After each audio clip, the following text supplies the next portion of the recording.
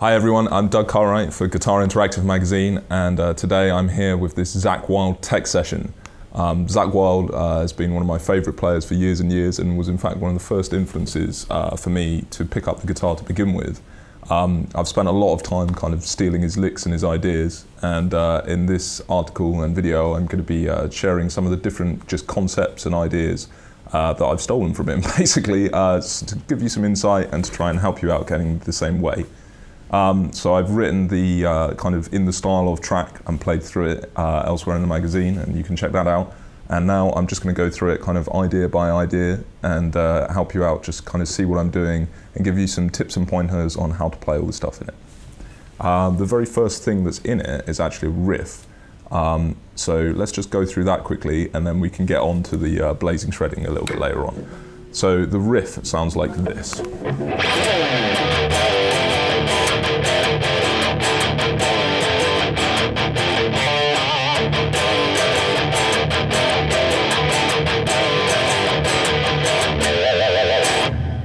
Okay, so that's the riff. It's kind of a typical D minor kind of pentatonic idea. So for this, I'm tuning the guitar to drop D tuning. So I've got standard tuning, and then the low E string is dropped down a tone to D. Very common in Zakk's playing, and especially in the Black Label Society material. And I'm kind of moving, really it's just moving between the 3rd and the 5th fret and the open string like this. So I've got that little bend in there. That's a very, very common sound in Zakk's rhythm playing kind of riffs. It's just like kind of bent power chord, which is, of course, you can do very easily with one finger in this tuning. And I'm using palm muting to place accents. Obviously, with this level of distortion, which Zakk is famous for, kind of dynamics are, kind of a way off. Distant dreams. Our only real way of going between loud and quiet playing is the kind of heavy palm muting. So you want to be looking to try and really choke up the strings when you've got the mute on. So to give you an example, when I've got my palm, this part of my hand, this part of my hand here, is just resting straight onto the strings, just where the strings are coming off the saddle on the bridge. There you go. And I'm getting this kind of sound. So you can hear it's very, very muted. It's just kind of attack and nothing else. And the accents, I'm completely off, raising completely off, either by lifting my hand up or just moving back like a little bit, just to open up the strings. Kind of a combination of the two, really. So if you listen and kind of watch what I'm doing as I play the riff, I'll do it slow, you should be able to hear the difference between the mutes and the accents and kind of what they're doing to the sound of the riff. So it sounds like this.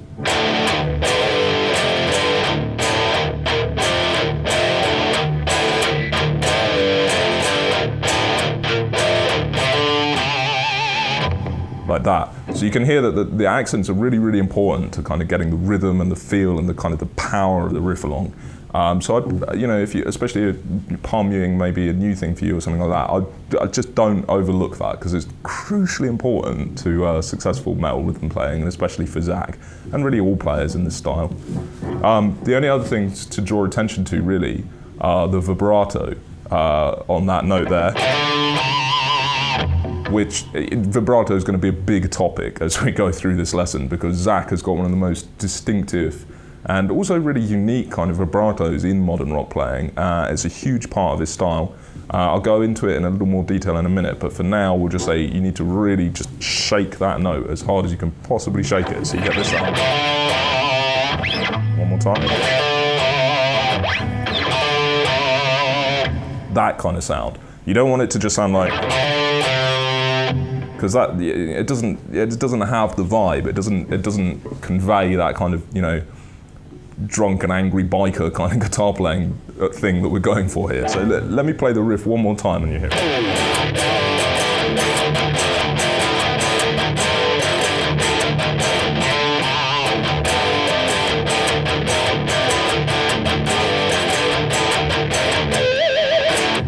There we go. So that's the final little Zakk Wylde element that's key to basically all of his rhythm playing. It's almost the most signature thing of Zakk's playing is the pinch harmonic, the low kind of squealing sound that you hear all over basically everything the man's ever done.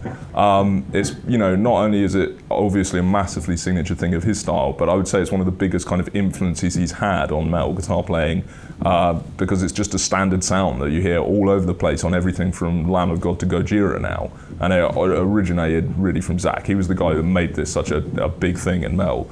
It's a notoriously difficult thing to perform, considering how popular it is, and it's also actually really difficult to teach. It's difficult. It's kind of a combination between where the pick hits the string and kind of the thumb hits after, and that's the kind of thing that you'll hear explained a lot.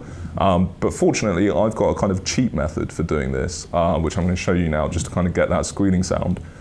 This isn't that widely used, actually. I just kind of did it for years, and I didn't really realize until I showed it to Levi Clay, who works on the magazine, and he said, "Oh, I've never seen that before." And Levi's seen everything before, so I thought, "Oh, wow, okay, I really should put that in this lesson." So this is a really useful trick for making this sound. Look.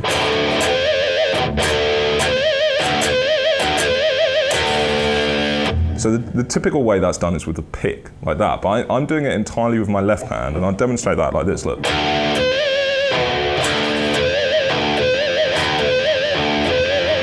Like that. So that's almost like a trick, and I think that Zakk does that a bit.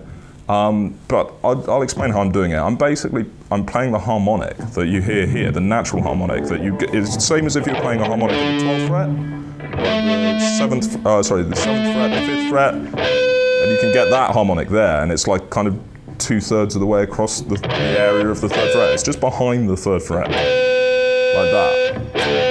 That sound. And when you, to get the kind of vibrato, because obviously normally traditionally with harmonic you lift your finger away as fast as possible, but to kind of, you don't need to with this note. You can hit, and you can hear the sound where I'm bending it, it's getting bent sharp where I'm pushing the string down and it's changing pitch, listen.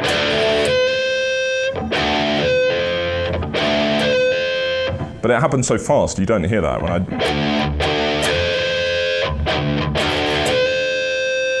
right? So once I've got that, it's almost like my finger is kind of slightly in front of the string. So I'm not pushing down right on top of the string. It's like, I don't know how, it's almost like you're pushing to the side of the string, right? And then you immediately bend it up and just shake it as hard as you can to get that tone wide, Zakk Wylde vibrato. So I'm doing this.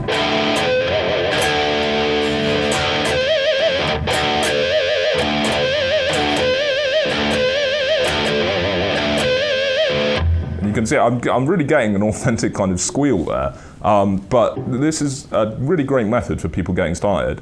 I think probably the reason that I kind of ended up doing that a lot is because I like my action down really low, like modern shredder low standards, and when it's down that low, it's extremely difficult to get the pinch harmonics happening on the low E string like that, which is another reason why I think a lot of people struggle with it actually. It's only why I struggled with it when I was trying to learn to do that, just simply because it's just not, it's not really, it's like this, really the secret technique of Zakk is that his action's actually quite high by shredder standards, so it's much easier to get the harmonics to sound.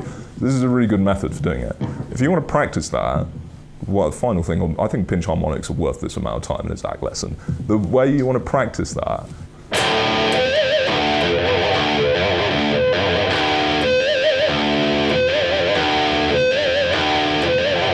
don't worry about it being out of tune, you're just trying to get that feel, right? Then when you do the pick,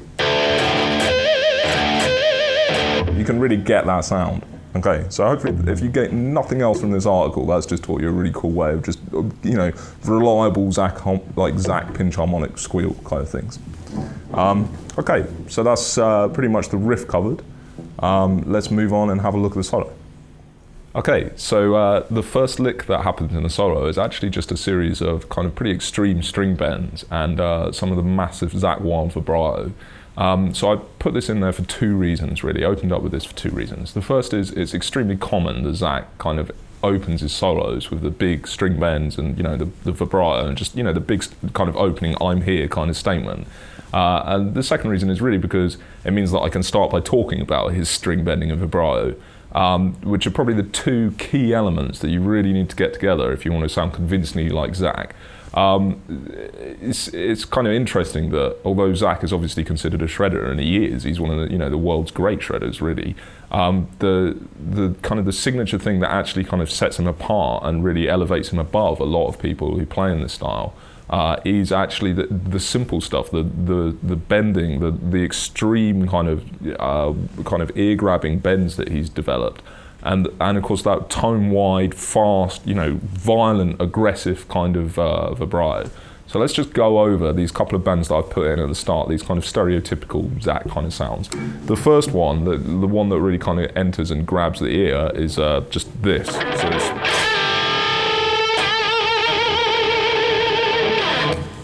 okay, so I'm thinking D minor pentatonic position 1, and I'm just playing literally the 12th fret on the G string, so I'm playing the G there, but I'm also playing this A on the 10th fret of the B string, and I'm doing this thing where I kind of...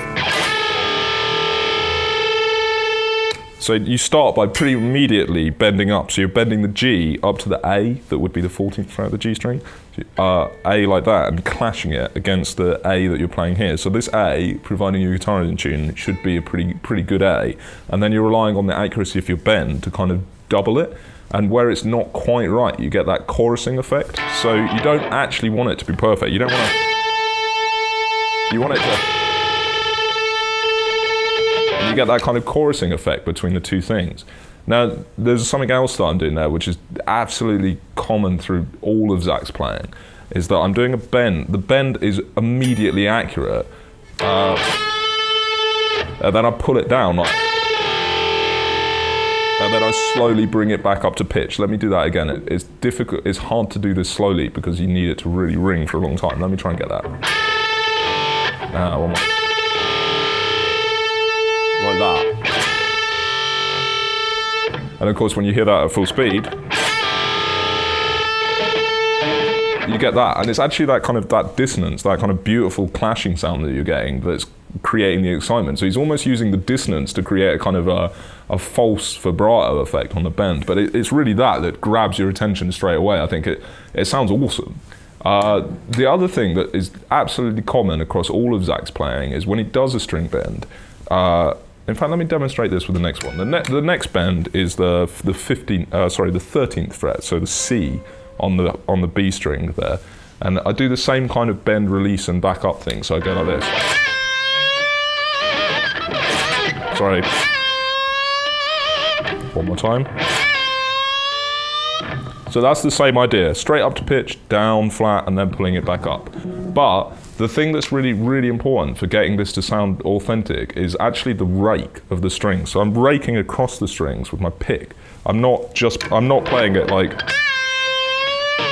I'm going... So it's that aggressive sound, that kind of sound that you want to get right before the note. You don't want to kind of make it as audible as I'm making it there. You don't want to go, that sounds awful, right? But it's just a really fast.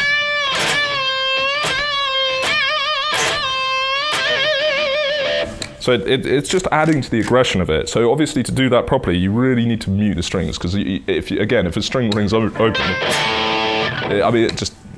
just no. So to get that to work, the combination is really kind of, my thumb is hooking. So classical teachers, look away now. I'm going to recommend the ultimate scene in classical guitar, which is to have your thumb up here, and I'm actually resting it across onto the low E string, right? And I've angled my hand round to get the bend. And as I bend up, the underside of my index finger is obviously, as it is really, hopefully it would be for absolutely anything you play. The undersides of your throwing hand fingers are all resting against the string above. So it's kind of a mute on the G string, and then the rest of the mute is coming from my palm, from my hand. So I've got my hand on the strings as I'm doing it. So, like that. So as I go in,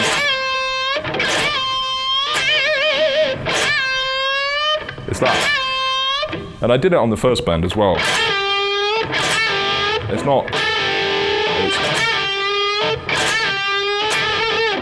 That's how you get that really authentic kind of just aggression, and that Zakk's playing is all about the aggression and the kind of in-your-face feel of it. So that rake is massively important to getting it to sound, like Zakk really, like a powerful rock guitar rather than something a little more polite.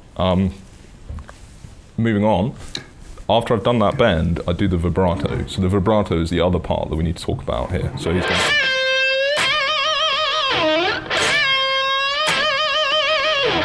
So the Zakk vibrato is absolutely over the top, completely over the top, and it's supposed to be. It's supposed to be really just exciting and passionate and wide, fast, just as literally as over the top as you can make it. It's actually very difficult to overdo Zakk's vibrato.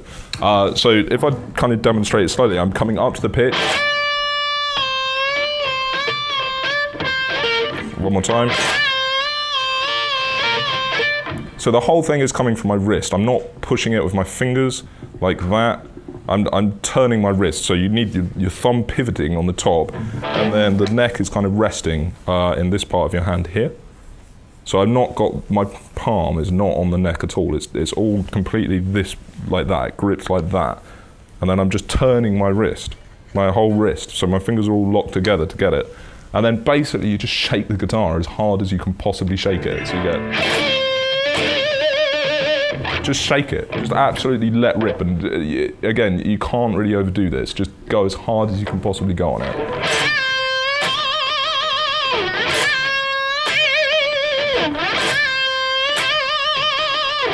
Right?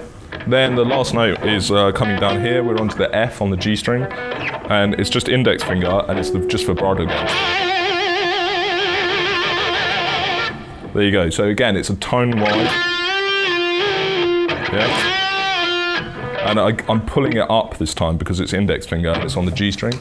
So I'm pulling my hand back like this and just really pulling it back and forth, and it's not finger, it's all the wrist twisting off this pivot of my thumb. Let me do that for you again. And again, I'm doing the rake into it. I'm going.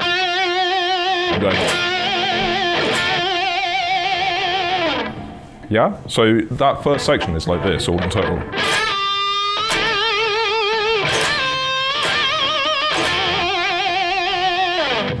And then a slide off. So yeah, that's the big thing really, is not to worry too much about excessive string noise or, you know, the bit making it perfectly clean, because Zakk's playing, although he is absolutely terrifyingly accurate, it's not a super clean style. It's not a kind of a Paul Gilbert or a Vinnie Moore style of picking where you can really, you know, he's not trying to get that sound. He wants it to sound a little bit out of control and a little bit like a kind of a reckless abandon, which is one of the reasons he's one of my favorite players, because he's playing like, you know, adrenaline pumped rock music. Like it's not a clinical sound. It's a you know, it's an excited, you know, over the top pie, hard, fast kind of just pure excitement kind of sound. So that, don't worry too much about those excessive noises, you know, because although you're trying to make it, you're aiming to make it clean, but you're not too worried about that kind of sound. Also, the kind of sounds you get will probably get lost with a wah pedal. So I was using a wah pedal for the whole performance, which is very common. And actually, like a lot of those, you know, when I, like for example there, when I go, and you start to hear that like the strings above it start to kind of vibrate with it, that doesn't matter. That just becomes like a percussive sound, like in the context of everything. So don't worry too much about that. You want it to sound a little bit on the edge of cleanliness.